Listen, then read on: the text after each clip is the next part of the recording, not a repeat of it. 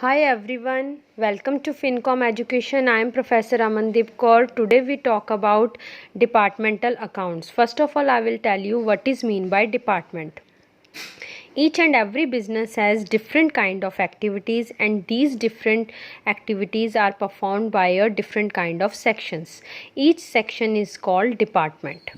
For example अगर हम किसी कॉलेज की बात करते हैं तो कॉलेज में बहुत सारे डिपार्टमेंट होते हैं, commerce department, arts department, science department, और हर डिपार्टमेंट में डिफरेंट काइंड ऑफ एक्टिविटीज़ की जाती हैं और हर डिपार्टमेंट के अपने ओन एक्सपेंसेस और इनकम्स होते हैं। इन इनकम्स और एक्सपेंसेस को एनालाइज करके जब हम बिज़नेस का डिपार्टमेंट वाइज प्रॉफिट और लॉस कैलकुलेट करना चाहते हैं कि हर बिज़नेस में कितना प्रॉफिट और लॉस हुआ है, तो हम डिपार्टमेंटल अकाउंट्स प्रिपेयर करते हैं। डिपार्टमेंटल अकाउंट्स बिल्कुल फाइनल अकाउंट्स की तरह ही होता है। जैसे आप फाइनल अकाउंट्स में trading and profit and loss account बनाते हैं, वैसे departmental trading and profit and loss account बनता है फाइनेंशियल ईयर के एंड में। तो आप क्या लिखेंगे, फॉर द ईयर एंडिंग, क्योंकि एक साल में जितने आपके एक्सपेंसेस हुए हैं डिपार्टमेंट वाइज, जितनी इनकम्स हुई हैं, उन इनकम्स और एक्सपेंसेस को एनालाइज करके हम हर डिपार्टमेंट का प्रॉफिट और लॉस कैलकुलेट करते हैं। So we write here for the year ending date हम यहाँ मेंशन कर देंगे 31 मार्च। कई बार ये 3 months, 4 months, that means less than 1 year और मोर देन 1 ईयर का बनाया जाता है। तो आप फॉर द ईयर एंडिंग ना लिखकर फॉर द पीरियड एंडिंग और एंडिंग डेट हम यहाँ पर मेंशन कर देंगे। इसके परफॉर्मे की अगर हम बात करें तो इसमें डेबिट और क्रेडिट दो साइड्स होती हैं। डेबिट साइड में पर्टिकुलर्स, जिसमें हम ट्रांजैक्शन रिकॉर्ड करते हैं, जितने डिपार्टमेंट होते हैं बिज़नेस में उससे एक ज़्यादा अमाउंट का कॉलम बनता है। फॉर एग्जांपल हमारे बिज़नेस में ए और बी दो डिपार्टमेंट हैं, तो एक ए डिपार्टमेंट का और एक बन जाएगा कॉलम बी डिपार्टमेंट का, और तीसरा कॉलम हम किसका बनाएंगे, टोटल का। ये तीनों ही अमाउंट के कॉलम हैं, बट ए की एक्सपेंसेस ए में आ जाएगी अमाउंट, बी के एक्सपेंसेस की अमाउंट बी में आ जाएगी और ए बी का टोटल करके हम यहाँ लिख देंगे टोटल कॉलम में। लाइक दिस क्रेडिट साइड में भी एक कॉलम होता है पर्टिकुलर्स का, जहाँ पे ट्रांजैक्शन रिकॉर्ड होगी, इनकम्स रिकॉर्ड होंगी क्रेडिट साइड में, और ए की इनकम ए में आ जाएगी, बी की इनकम बी में आ जाएगी, और उसका एक आप एक्स्ट्रा कॉलम बनाएंगे टोटल का, जिसमें ए और बी का आप टोटल करेंगे। डेबिट साइड में सारे एक्सपेंसेस आते हैं, क्रेडिट साइड में सारी इनकम्स आती हैं। सबसे ऊपर ट्रेडिंग अकाउंट बनेगा, फिर उसके नीचे हम प्रॉफिट एंड लॉस अकाउंट बनाएंगे डिपार्टमेंट वाइज।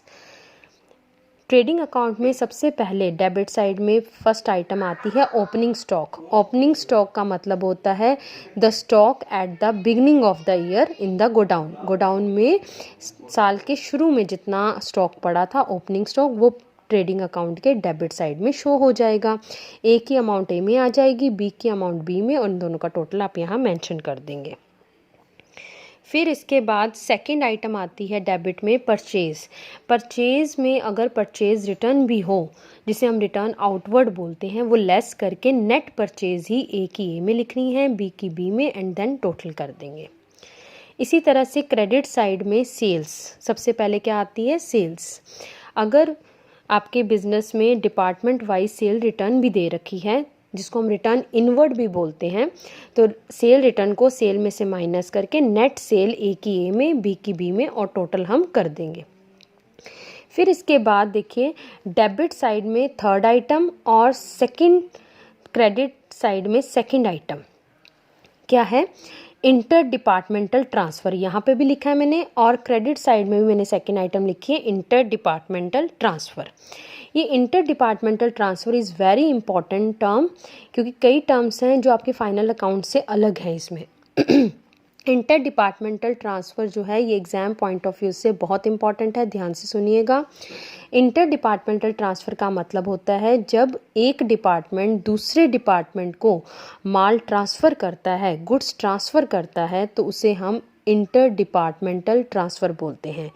दैट मीन्स अगर आपका ए डिपार्टमेंट बी डिपार्टमेंट को माल ट्रांसफ़र कर रहा है, तो ए की तो क्या होगी, ये सेल होगी क्योंकि ए ने बी को माल ट्रांसफ़र किया है, ए सेंडर है, ए की सेल हो रही है, तो सेल आपके देखो क्रेडिट में आती है ना, तो इंटर डिपार्टमेंटल ट्रांसफ़र भी ए की अमाउंट क्रेडिट में शो होगी। लेकिन बी माल रिसीव कर रहा है, बी दैट मीन्स परचेज कर रहा है, परचेज डेबिट में आती है, इसलिए इंटर डिपार्टमेंटल ट्रांसफ़र बी की अमाउंट डेबिट में शो होगी। इसीलिए इंटर डिपार्टमेंटल ट्रांसफ़र डेबिट में और क्रेडिट दोनों साइड शो होता है।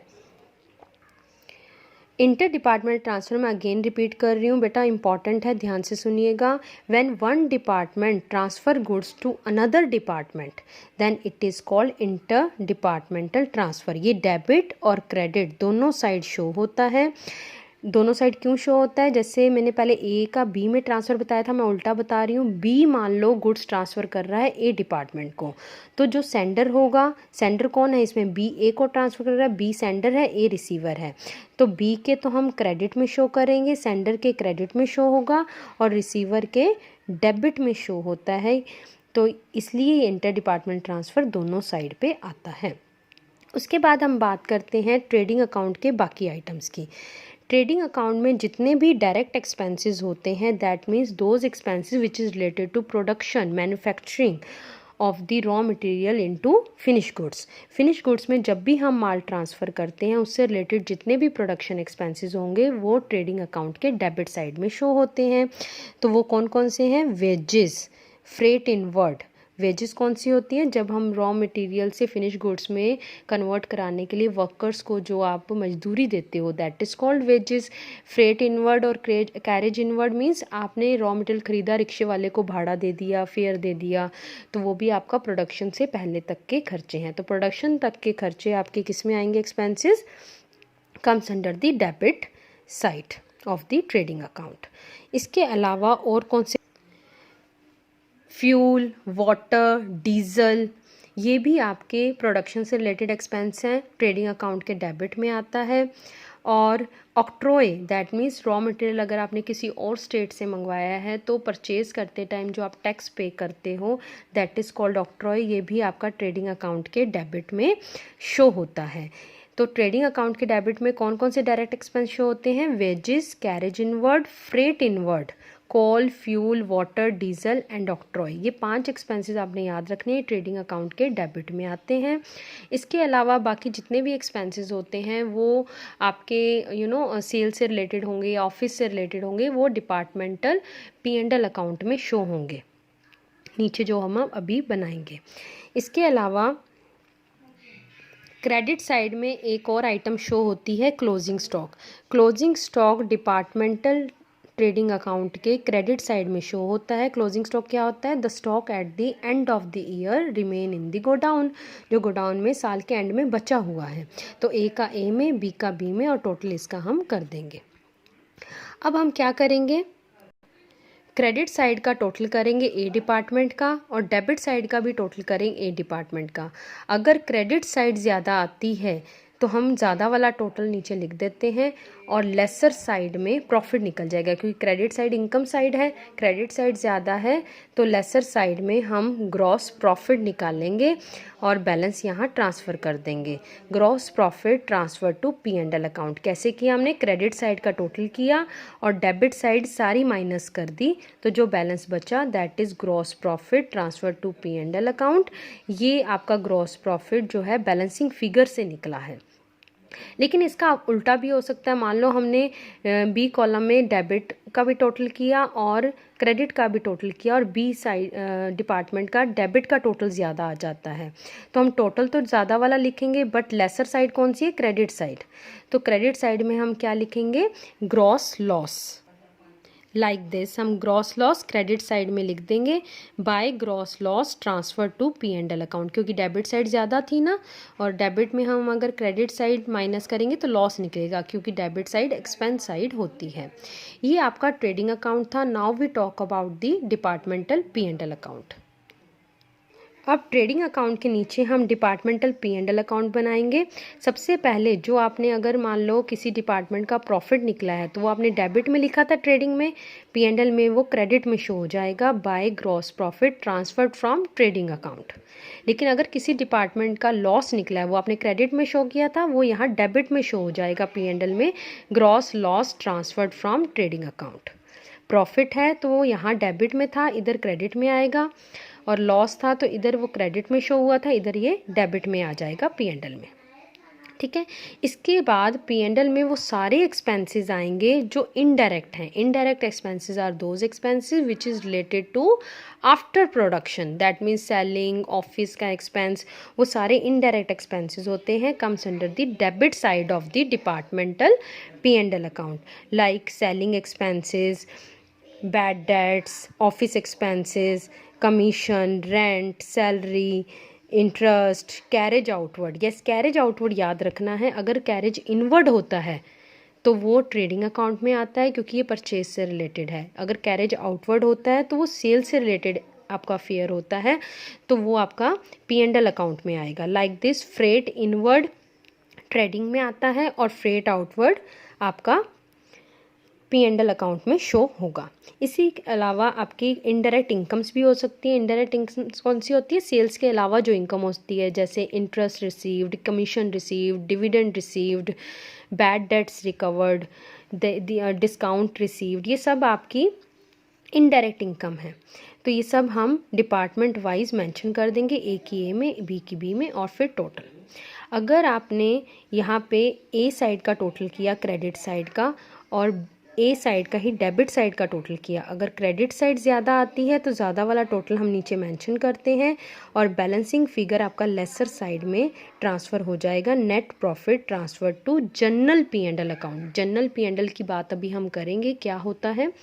इसी तरह से बी का भी हमने टोटल किया, क्रेडिट का और डेबिट का। जो टोटल ज़्यादा आप लिखोगे, फॉर एग्जांपल टोटल ज़्यादा है डेबिट का, तो डेबिट वाला टोटल लिखेंगे, और लेसर साइड में हम ट्रांसफ़र करेंगे बैलेंस। और ये अगर आपकी डेबिट साइड ज़्यादा है तो लॉस निकलेगा, that is called net loss, और ये भी आपका जनरल P&L में ट्रांसफ़र हो जाएगा। अब हम बात करते हैं जनरल P&L में। जनरल P&L क्या होता है? बिजनेस का एक कंबाइंड या एक मर्ज्ड P&L होता है जो ओवरऑल बिजनेस, होल बिजनेस की आपको प्रॉफिट और लॉस बताता है। जैसे डिपार्टमेंटल अकाउंट तो क्या होते हैं, आप इंडिविजुअल डिपार्टमेंट का प्रॉफिट और लॉस कैलकुलेट करते हो, बट जनरल P&L आपके होल बिजनेस का अकाउंट होता है, और ये general P&L after departmental trading और प्रॉफिट एंड लॉस अकाउंट बनाने के बाद बनता है, ये होल बिजनेस का है। तो इसमें अगर आपका मान लो डिपार्टमेंटल P&L में आपका क्या निकला था, मान लो प्रॉफिट निकला था, तो वो प्रॉफिट यहाँ क्रेडिट साइड में शिफ्ट हो जाएगा by net profit BD। A department का इनर कॉलम में लिखेंगे, बी डिपार्टमेंट का भी इनर कॉलम में लिखकर, और बाहर हम टोटल मेंशन कर देंगे। लेकिन अगर नेट लॉस निकला है जो आपने वहाँ पर क्रेडिट में शो किया था डिपार्टमेंटल P&L में, तो यहाँ डेबिट में आएगा टू नेट लॉस BD। ए का ए में, बी का बी का लिखकर, दोनों का टोटल इनर कॉलम में लिखकर बाहर हम टोटल कॉलम में लिख देंगे, यहाँ पे आउटर कॉलम में। अब कुछ ऐसे एक्सपेंसेस होते हैं, कंबाइंड बिजनेस के एक्सपेंस होते हैं, जो डिपार्टमेंट वाइज सेग्रीगेट करने पॉसिबल नहीं होते हैं। वो कौन कौन से एक्सपेंस है? जैसे कि हम अगर गवर्नमेंट को टैक्स पे करते हैं, टैक्स आप पूरे बिजनेस का पे करते हो और डिपार्टमेंट वाइज नहीं करते हो, तो कुछ ऐसे एक्सपेंस हैं जो डिपार्टमेंट वाइज एलोकेट ही नहीं हो सकते, उनको डिपार्टमेंट वाइज आप डिवाइड ही नहीं कर सकते, तो होल बिजनेस के खर्चे जनरल P&L में आते हैं। तो वो कौन कौन से हैं? देखो, टैक्स गवर्नमेंट को पे करते हो, वो ओवरऑल बिजनेस पे करते हो, it comes under the debit side of the general P&L।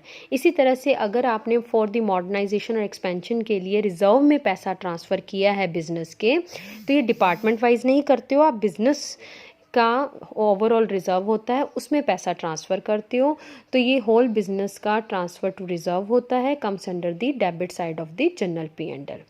इसी तरह से आपका थर्ड हम लिख लेते हैं इंटरेस्ट ऑन लोन। अगर मान लो आपने कहीं से लोन लिया है for the business, department wise loan नहीं लेते हो आप, पूरे बिजनेस का लोन लेते हो, तो उस पर इंटरेस्ट पे कर रहे हो, तो ओवरऑल बिजनेस का, होल बिजनेस का एक्सपेंस है, it is not segregated into the departments, तो इसको भी हम debit side of general P&L लिखते हैं। फोर्थ होता है लाइक डिविडेंड। डिविडेंड अगर शेयर होल्डर्स को आपने दिया है तो डिविडेंड भी पूरे शेयर होल्डर्स को जो देते हो, शेयर होल्डर आपके बिजनेस के शेयर होल्डर होते हैं, डिपार्टमेंट वाइज नहीं होते, इसलिए ये भी आपके debit side of the general P&L में आता है। तो ये चार ही एक्सपेंस है जो कॉमन एक्सपेंस होते हैं, it can not be allocated among the departments. कौन कौन से? Tax, interest on loan, transfer to reserve and dividend, ये आपके जनरल P&L में आएंगे। बाकी सारे एक्सपेंस आपके डिपार्टमेंट वाइज सेग्रीगेट हो जाते हैं, जो कि departmental trading and profit and loss account में आते हैं। इसमें भी हम क्रेडिट साइड का टोटल करेंगे, डेबिट साइड माइनस करेंगे, तो आपका प्रॉफिट निकल जाएगा, जो कि आपका बैलेंस शीट में ट्रांसफ़र होगा to net profit transfer to balance sheet, जब बैलेंस शीट हम आगे लर्न करेंगे। अब अगर आपने मान लो डेबिट साइड का टोटल ज़्यादा है तो टोटल ज़्यादा वाला लिखेंगे, लेसर साइड क्रेडिट है तो आपके क्रेडिट साइड में नेट लॉस निकल जाएगा। डेबिट साइड ज़्यादा है तो लॉस होता है, क्रेडिट साइड ज़्यादा होती है तो प्रॉफिट होता है। तो अगर आपका प्रॉफिट है तो वो तो डेबिट में निकलेगा, to net profit transfer to balance sheet, और अगर लॉस है वो आपका क्रेडिट में आप शो करोगे by net loss transfer to balance sheet. ये जो भी प्रॉफिट और लॉस निकलेगा ये आपका बिजनेस का होल प्रॉफिट और लॉस होगा, जो कि बैलेंस शीट में ट्रांसफ़र होगा। Hope you understood the departmental accounts. If there is any doubt then let me know in the comment box. Thank you.